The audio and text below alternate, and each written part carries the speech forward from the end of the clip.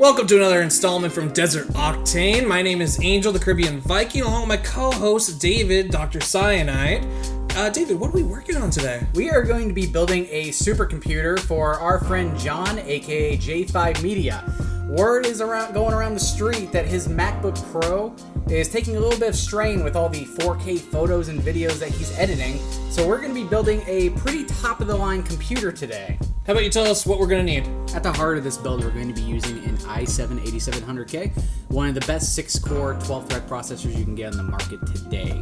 Now that processor can go up to 5 gigahertz if overclocked correctly, so we're going to be needing some good cooling with it, which is why we have this nice little Master Liquid ML240R, which has nice little RGBs, and this is one of the newer units that Cooler Master has put out on the market.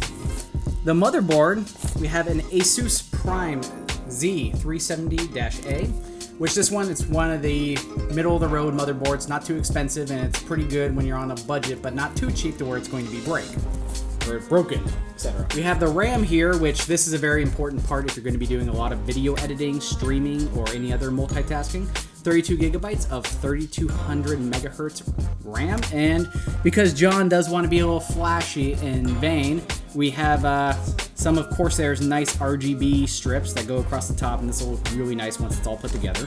For the OS, we're going to be putting it onto an M.2 Samsung 970 EVO solid-state drive. This is one of the newer ones that bolts directly onto the motherboard, and if you want faster data transfer rates, this is exactly what you're going to want to be using. Aside from all the serious horsepower, an M.2 solid-state drive, it only does have 250 gigabytes of space, so to store all of those super high-quality photos, we are going to be using a 4 terabyte hard drive, 7200 RPM, and it's going to have plenty of room to store all of the nasty photos that we know J5 Media is going to be producing. Onto the graphics card, John is actually getting one of the top-of-the-line models right now, which is an EVGA GeForce RTX 2070 Black Series.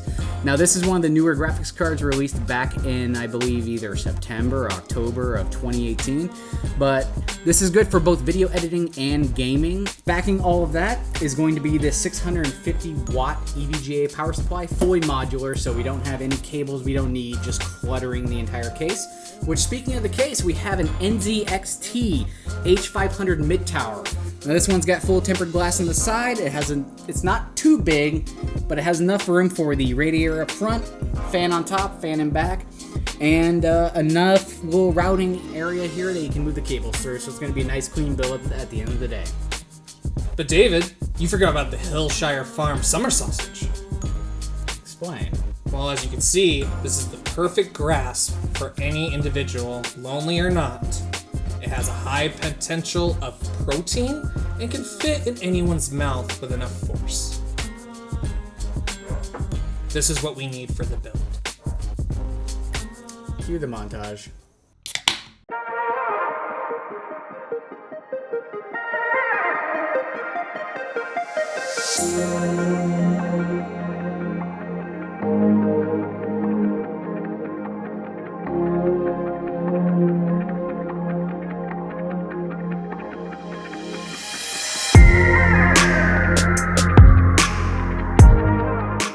When you're rendering video, you're going to be having your processor run really, really hot for extended periods of time, depending on how long and what kind of quality of the video you're going to be using. So we're going to be going with this liquid cooler that works just like a car radiator. There's a pump over here. It cycles the water to and from the radiator with these fans that will pull heat out of it. So yeah, that's what you're going to want to be using.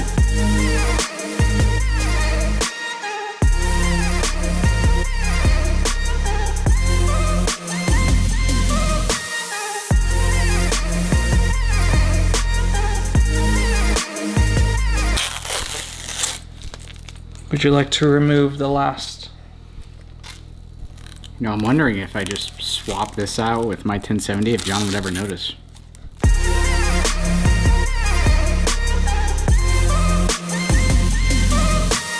Ladies and gentlemen, I'd like to introduce you to Snowblind. Jesus, it's like a fucking rave.